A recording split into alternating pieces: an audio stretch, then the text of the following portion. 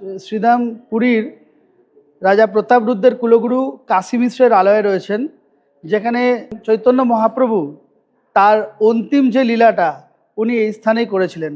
এই গম্ভীরা কোনো সাধারণ জায়গা নয়, আর সকলের জন্য নয়।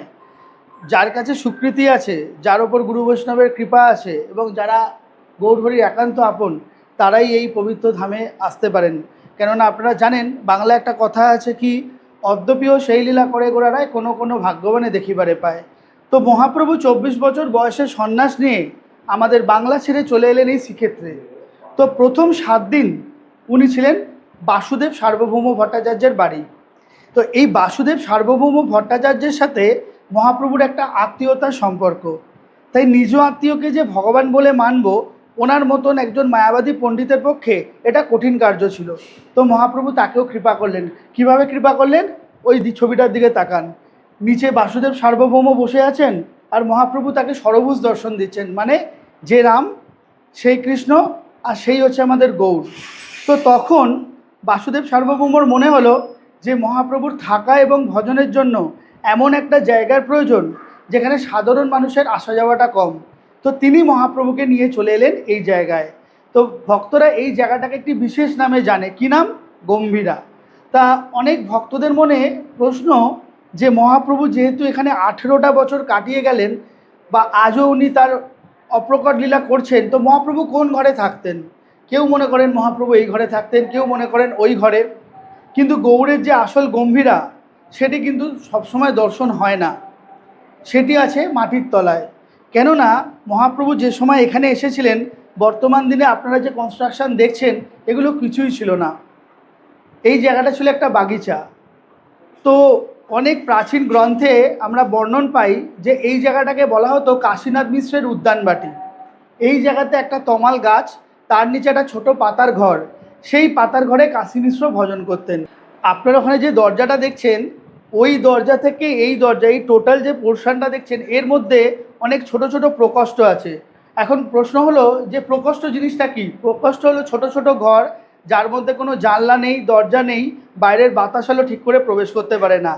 তো শেষ প্রকোষ্ঠের মাটির তলে একটা সিঁড়ি, এবং সেই সিঁড়ির শেষে সেই গম্ভীরা ঘর, যার দেওয়াল আজকেও খুললে এখান থেকে সুড়ঙ্গ সোজা যায়, দুভাগে ভাগ হয়ে, এক ভাগ সমুদ্রে আর এক ভাগ জগন্নাথ মন্দিরের নিচে মিশছে।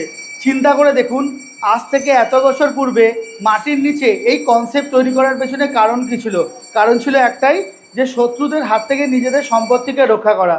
তারা যখন বারবার ধরে জগন্নাথ মন্দিরকে আক্রমণ করে গেছে, মাটির নিচে সেই টানেল দিয়ে সেবায়িতরা সমস্ত সোনা দানা অলঙ্কার এনে মাটির নিচে সেই ছোট্ট ঘরের মধ্যে তাকে সংরক্ষণ করে রাখত। যেহেতু ঘরটা অত্যন্ত গভীরে, তাই তাকে সেই সময় থেকে নাম দেওয়া হয়েছিল গম্ভীরা ঘর নামে।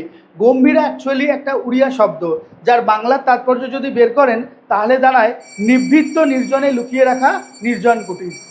মহাপ্রভু পরবর্তীকালে এসে যখন সব কিছু দর্শন করলেন, তার নিজ ভজনের জন্য বেছে নিলেন মাটির নিচে সেই ছোট্ট ঘর, যে ঘরটার মধ্যে এইভাবে বসে 12টা বছর উনি তার বিপ্লম্ব ভাবকে আস্বাদন করেছিলেন। মানে কৃষ্ণ বিরহে রাধারানীর যে বিরহ অবস্থা, সেই অবস্থাটা কেমন ছিল, এটা মহাপ্রভু এখানে আস্বাদন করলেন, সাথে ললিতার বিশাখাকে সঙ্গে নিয়ে।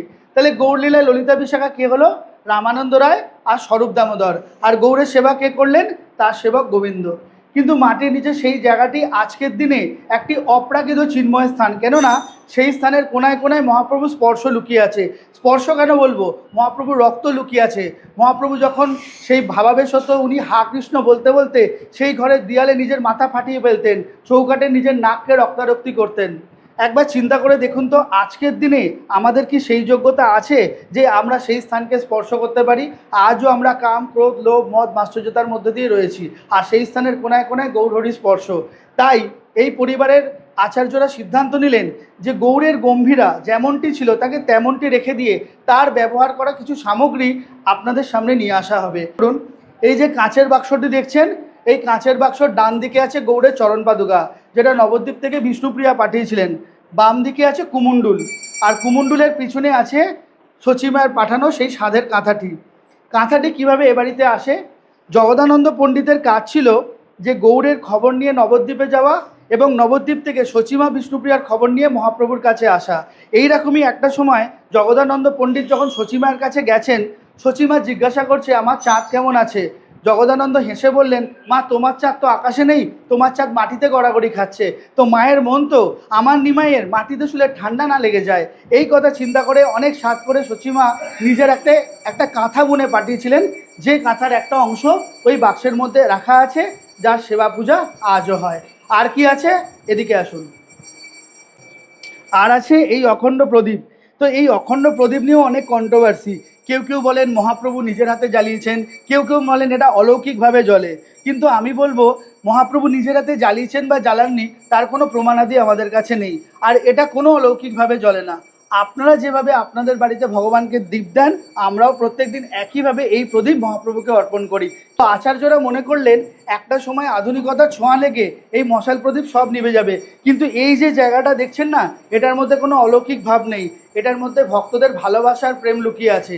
তাই ভাবের জায়গা, প্রেমের জায়গা, যাতে কোনো দিন অন্ধকারে না চলে যায় সেই কথা চিন্তা করে সেই পরিবারের আচার্যরা সেই সময় একটি প্রদীপকে প্রজ্বলন করলেন।